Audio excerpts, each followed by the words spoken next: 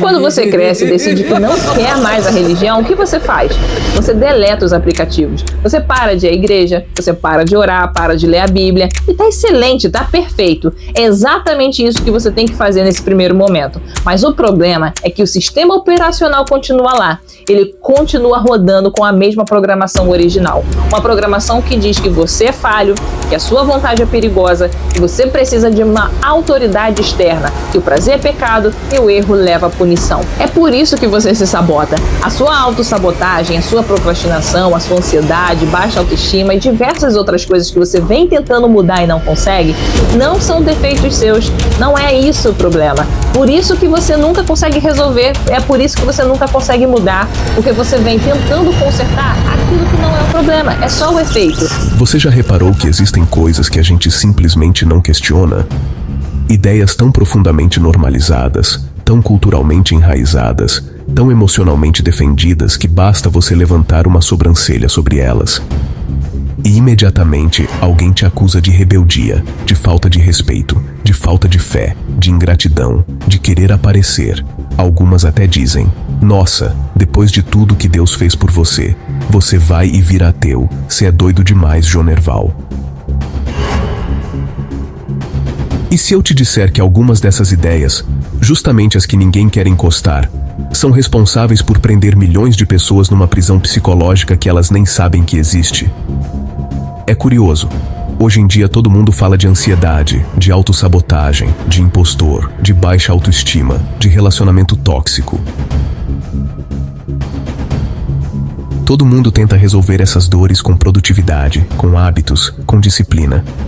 Mas existe um tabu gigantesco, um elefante no meio da sala, do qual ninguém fala porque dá treta, porque mexe em estruturas poderosas, porque tocar nesse assunto é cutucar feridas que atravessam séculos de tradição.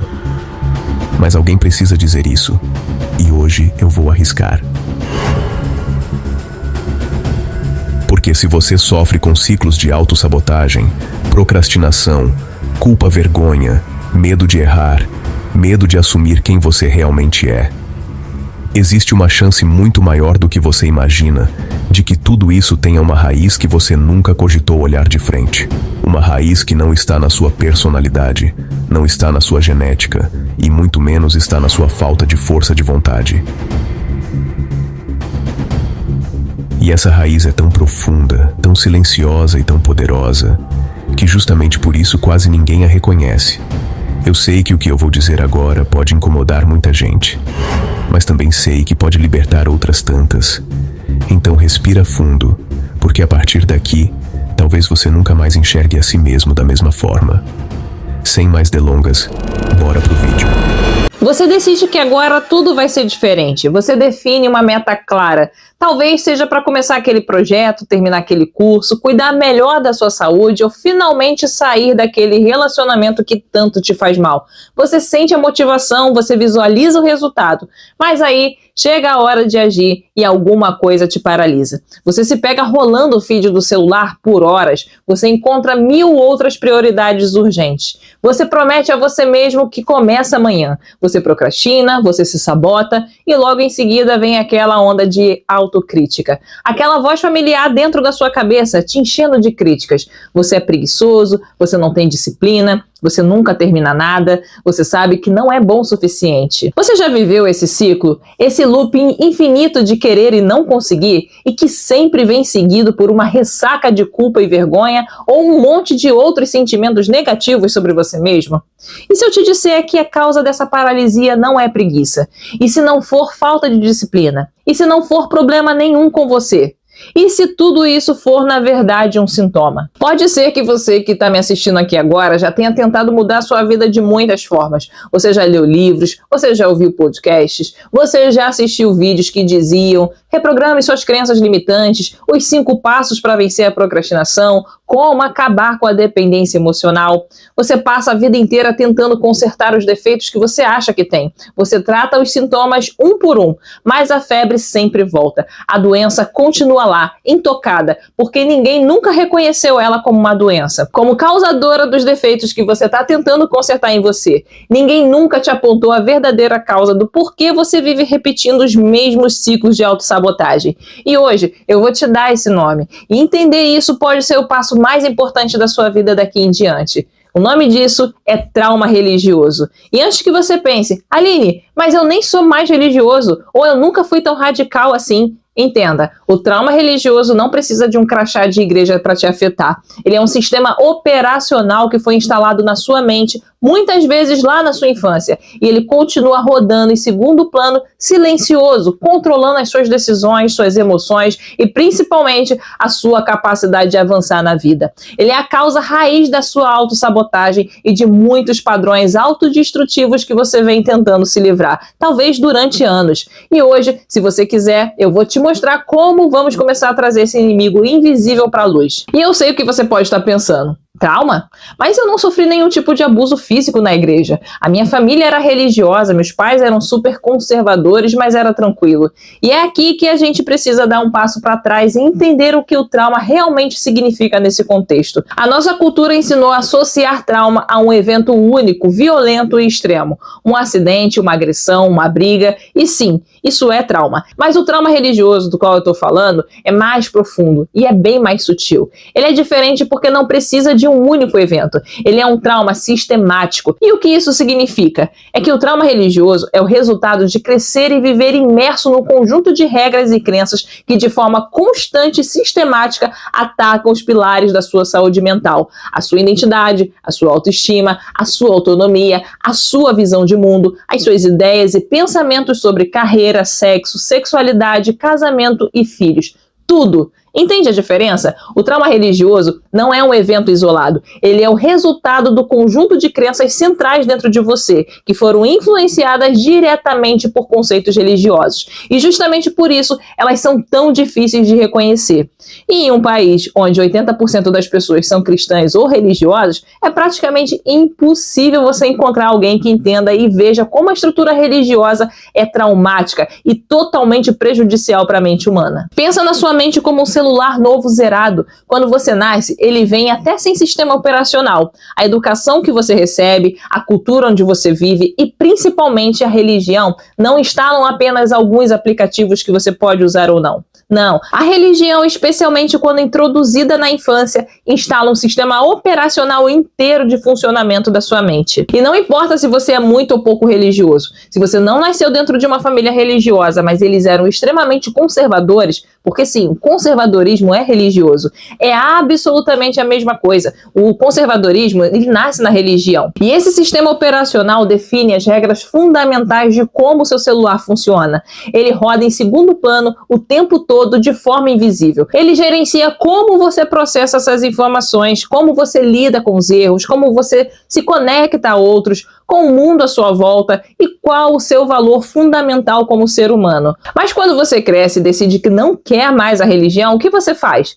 Você deleta os aplicativos. Você para de ir à igreja, você para de orar, para de ler a Bíblia. E tá excelente, tá perfeito. É exatamente isso que você tem que fazer nesse primeiro momento. Mas o problema é que o sistema operacional continua lá. Ele continua rodando com a mesma programação original. Uma programação que diz que você é falho, que a sua vontade é perigosa e você precisa de uma autoridade externa, que o prazer é pecado e o erro leva à punição. É por isso que você se sabota. A sua autossabotagem, a sua procrastinação, a sua ansiedade, baixa autoestima e diversas outras coisas que você vem tentando mudar e não consegue, não são defeitos seus. Não é isso o problema. Por isso que você nunca consegue resolver, é por isso que você nunca consegue mudar, porque você vem tentando consertar aquilo que não é o problema, é só o efeito. É como se você tivesse uma infecção e ficasse tentando só baixar a febre. Quando a febre baixa, você até se sente melhor, mas ela volta e a dor continua. Por quê? Porque a febre é só uma reação à inflamação. Os desafios e coisas em você que você não consegue mudar são a febre, são só a reação.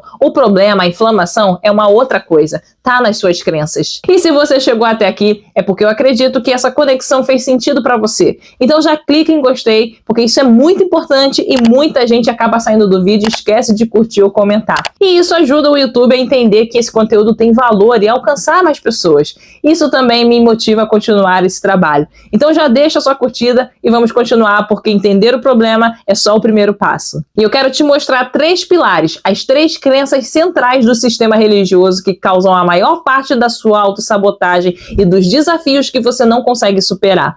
O primeiro pilar, a primeira programação doutrinária, é a doutrina do não merecimento. Lembra da historinha do pecado original? Da ideia de que você já nasce errado, manchado e em dívida com Deus? Isso não é só uma história boba de Adão e Eva. É a programação da crença mais limitante e sabotadora que existe para a mente humana. E por que ela é tão prejudicial? Porque se você internaliza na sua essência que você já é falho e pecador, então você não merece coisas boas. Simples assim. E aí você passa a depender de fatores externos, bênçãos, graça, sorte, destino. E aí, quando uma oportunidade incrível aparece na sua carreira, o que essa crença central faz? Ela te sabota, porque lá no fundo ela diz: você não merece esse sucesso. Quando você está num relacionamento saudável, o que a crença faz? Ela cria desconfiança, cria brigas, porque ela diz na sua mente que você não merece um amor tranquilo. A sua baixa autoestima não é um problema com a sua imagem, não é um problema em você. Ela é uma crença, uma característica do seu sistema operacional religioso.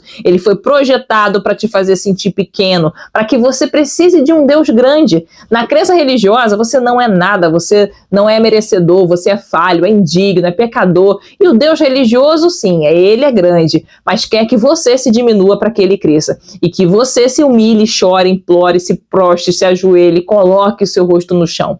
Entende de onde vem a dificuldade em aceitar um elogio, em cobrar pelo seu trabalho, em se sentir digno de felicidade? É só a crença religiosa do não merecimento rodando perfeitamente dentro da sua mente. E quando eles dizem que Deus tem bênçãos para te dar, mas que você precisa merecer, é a mesma armadilha. Você ainda não é digno de nada. O segundo pilar é a dependência emocional, que é ensinada como virtude. A religião te treina desde cedo a não confiar em você mesmo. A vontade do homem é enganosa. Negue-se a si mesmo, confie em Deus e não no seu próprio entendimento. Maldito o homem que confia na força do seu próprio braço. O que isso faz? Te ensina a terceirizar a sua vida. Você aprende que as suas decisões são perigosas e que você precisa sempre de uma autoridade externa para te guiar. Deus, o pastor, a Bíblia, uma revelação, um sonho, uma profecia. Aí você sai da igreja, mas o vício em ter uma autoridade, um salvador, não desaparece. O programa da dependência continua ativo. E o que ele faz é fazer você acreditar que precisa buscar um novo Deus para preencher esse vazio, uma nova religião, uma força externa espiritual para te guiar. Pode ser um parceiro, e aí você entra em relacionamentos de dependência, onde você anula as suas vontades para agradar o outro. Pode ser um coach cristão quântico, pode ser o seu chefe, pode ser seus pais, mas você continua procurando fora a permissão e a direção que você foi treinado para não encontrar dentro de você. E é por isso que tentar lidar com a dependência emocional como se ela fosse a causa não vai funcionar. Você pode resolver por um tempo, mas as crenças centrais de dependência vão te fazer voltar e te prender nesse ciclo novamente. Porque dependência emocional não é causa, é efeito do trauma religioso. A sua dificuldade em ficar sozinho, em tomar decisões importantes sem pedir 1000 opiniões, em ser o protagonista da sua própria vida, não é fraqueza. É o eco de uma dependência que te foi vendida como o mais alto nível de fé e espiritualidade. A sua dependência vem dessa crença religiosa central de ter algo, uma força, uma energia ou qualquer coisa acima de você. E o terceiro pilar, o que mantém tudo isso funcionando pelo medo, é o fantasma da punição. Você pode ser um ateu hoje, você pode rir da ideia do inferno com fogo e um diabinho de tridente, mas o seu sistema nervoso, a sua parte mais primitiva, talvez não ache tanta graça. Pensa aí. Por anos, talvez décadas, o seu cérebro foi programado com a ideia de que um erro, um deslize, um pecado levaria a uma punição eterna e terrível. E esse tipo de medo não some com uma decisão lógica, ele fica gravado no seu corpo. Negar a religião é uma ação racional, mas as crenças elas ficam no seu emocional e não só no seu racional. E ele se manifesta hoje como uma ansiedade paralisante. O medo de arriscar num novo negócio é o fantasma do medo falando dentro da sua cabeça. E se você falhar? Você pode pagar caro por isso. A paralisia na hora de dizer não para alguém É o fantasma do medo dizendo: não desagrade, seja bonzinho, ou você vai ser rejeitado. A sua ansiedade crônica, o seu perfeccionismo doentio e seu medo de errar não são frescura, não são defeitos que você não consegue superar, são o seu corpo ainda reagindo a um sistema de ameaças que um dia foi a sua realidade absoluta. As suas crenças comandam tudo dentro da sua mente. Você entendendo isso ou não, é assim que é para todo ser humano. E deixa eu te perguntar, você se identificou com um, dois ou talvez todos esses pilares que eu descrevi? Enquanto eu falava, você sentiu um aperto no peito, um nó na garganta, ouviu um filme da sua própria vida passando na sua cabeça? Se a resposta é sim, eu quero que você pare tudo por um instante, respire fundo e me escute com muita atenção. A culpa não é sua. Você não tem um defeito ou um problema em você. Você não é preguiçoso, você não é indisciplinado, procrastinador e nem nada disso. Se você teve convívio com a religião, você é um sobrevivente. Você sobreviveu a um sistema de controle psicológico que foi aperfeiçoado por milênios. Um sistema projetado para te fazer sentir exatamente assim, inadequado, culpado, dependente, defeituoso, problemático. E é por isso que os métodos tradicionais de autoajuda, na grande maioria das vezes, não funcionam pra gente. Eles são como dar um analgésico para a febre, como eu disse anteriormente. Eles não curam a infecção. A verdadeira solução, o caminho para a cura definitiva, não é tentar consertar os sintomas. Não é mais um remédio para procrastinação, para baixa autoestima, para autossabotagem ou para ansiedade. Ou seja, qual for o desafio que você vem tentando superar. O nome disso é trauma religioso. Ele é invisível, ele é difícil de reconhecer porque ele se disfarça de valores e virtudes. E só existe uma pessoa em toda a América Latina capaz de te ajudar com isso. E você está olhando para ela nesse momento. Reconhecer, curar e superar as marcas da religião é um processo, não é um evento. É um trabalho de desconstruir uma por uma essas crenças nucleares que foram cimentadas na sua mente e reconstruir um novo sistema de crenças. Um sistema baseado em valores completamente diferentes. Autonomia, pensamento crítico, amor próprio, autorresponsabilidade e o direito de buscar a felicidade aqui e agora. E eu não estou falando isso da boca para fora. Esse tem sido um trabalho da minha vida nos últimos 11 anos, pesquisando, estudando e desenvolvendo um caminho, um método para fazer exatamente isso, para guiar pessoas nessa jornada de se libertar, não só dos efeitos, mas da causa da raiz do problema. E a primeira etapa, a mais poderosa de todas, você já deu hoje, que é olhar para o monstro, parar de culpar a você mesmo e finalmente dar o nome certo ao problema. O que você vive hoje é efeito direto da exposição às crenças mais nocivas já criadas pelo ser humano, que são as crenças religiosas. Mas existe um caminho, existe um método para você finalmente viver uma versão sem todos esses venenos da religião. E agora eu quero ouvir de você, porque essa jornada de desconstrução pode ser solitária, mas ela não precisa ser. Eu quero que você comente aqui embaixo qual desses 3 pilares mais te impactou enquanto você assistia. Foi a doutrina do não merecimento que te fez sentir que você não é bom o suficiente? Foi a dependência emocional que te impede de confiar em você mesmo? Ou foi o fantasma da punição que alimenta a sua ansiedade e o seu medo de errar? Não precisa escrever um texto longo se você não quiser. Pode ser só uma palavra: merecimento, dependência, medo, ou o que você está tentando superar na sua vida hoje. Escreve aqui nos comentários porque eu leio cada um pessoalmente. O ato de compartilhar também é poderoso. É quando a gente entende que não estamos sozinhos, porque infelizmente esse é um trauma de 90% dos brasileiros. Se esse vídeo te trouxe clareza, se ele te ajudou a se sentir um pouco mais compreendido, então faz essa mensagem chegar a mais pessoas. Deixa sua curtida porque é assim que o YouTube entende que essa é uma discussão necessária e urgente e distribui esse conteúdo para mais pessoas. E se você quer continuar nessa jornada de desconstruir o velho sistema e construir uma nova mentalidade livre de dogmas e culpas, eu deixei o link do Despertar aqui na descrição. Eu tenho certeza que ele tem as respostas que você vem buscando há muito tempo. E também não se esquece de se inscrever no canal e ativar o sininho, porque eu tenho muito mais para compartilhar com você. Se você chegou até aqui comigo, depois de ouvir tudo o que a Aline expôs com tanta clareza, existe algo importante acontecendo dentro de você. Talvez seja aquela sensação de: meu Deus, isso explica tanta coisa. Talvez seja um alívio por finalmente ver nomeado algo que você sentia, mas nunca tinha conseguido organizar. Talvez seja um medo suave, aquele temor de que, se você puxar esse fio, tudo no seu mundo interior pode mudar. E está tudo bem. A desconstrução não começa com certezas. Ela começa com uma verdade desconfortável. perceber que você passou a vida inteira acreditando que havia algo de errado em você, quando na verdade o problema nunca foi você. Foi o sistema que te moldou. E aqui vale aprofundar um ponto crucial. Crenças centrais não são ideias soltas, não são pensamentos que você escolheu ou que você pode simplesmente substituir. Crenças centrais são estruturas emocionais que se formam quando você ainda não tinha capacidade cognitiva de questioná-las. Elas não foram apresentadas a você, elas foram instaladas. E uma criança acredita no que lhe é dito sobre o mundo, porque isso é o que garante sua sobrevivência. Se a criança é ensinada que errar é perigoso, o corpo dela vai reagir ao erro com medo real, não como metáfora espiritual, mas como ameaça biológica.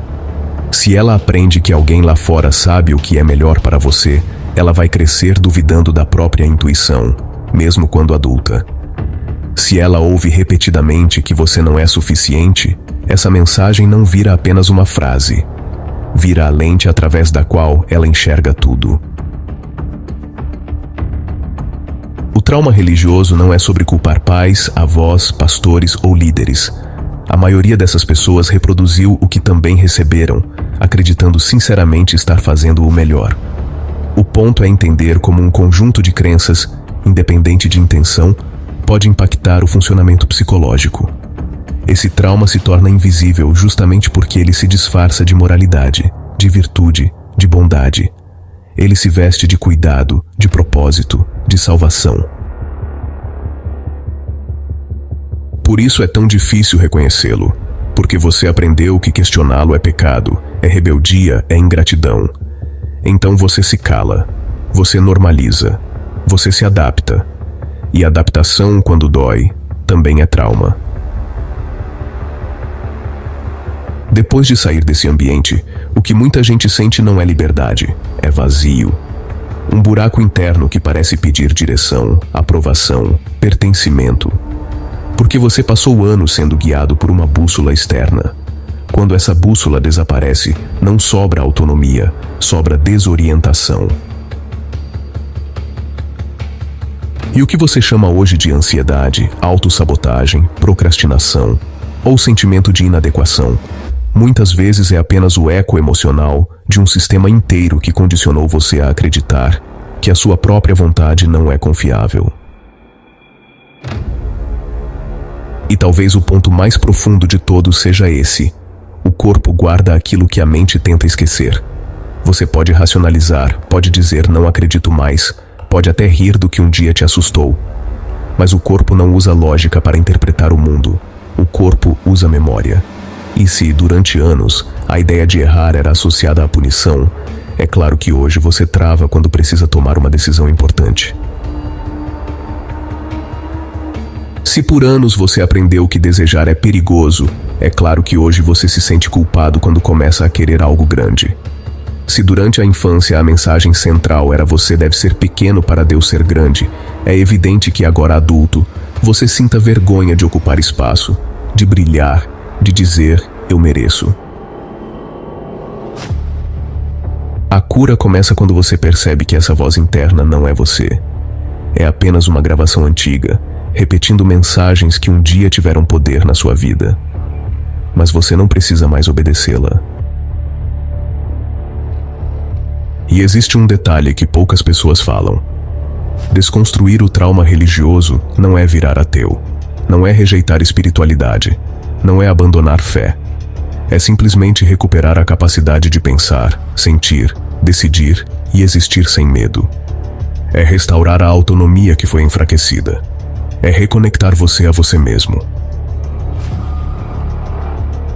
Autonomia emocional não significa isolamento, significa liberdade.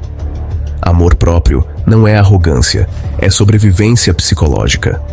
Responsabilidade não é culpa, é poder pessoal.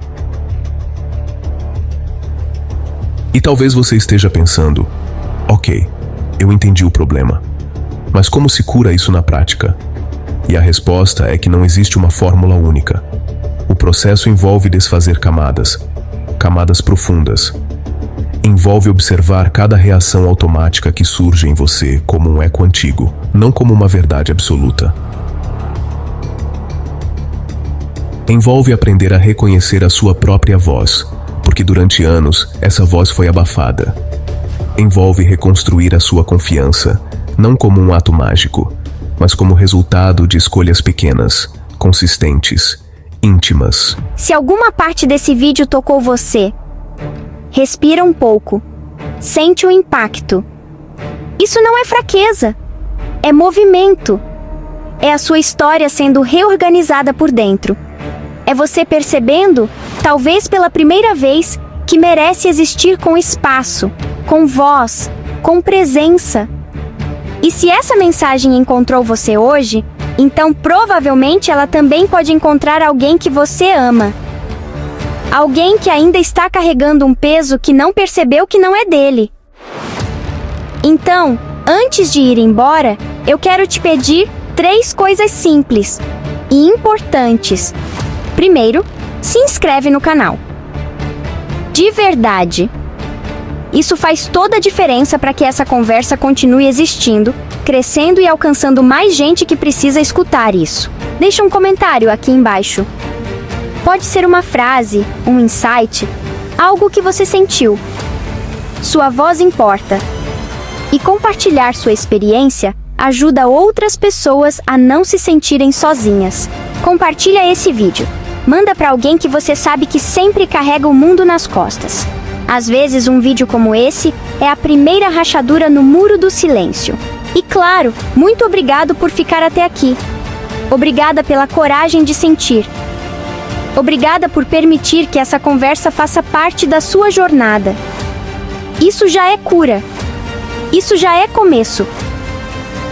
A gente se encontra no próximo vídeo, com mais verdade, mais consciência e mais liberdade.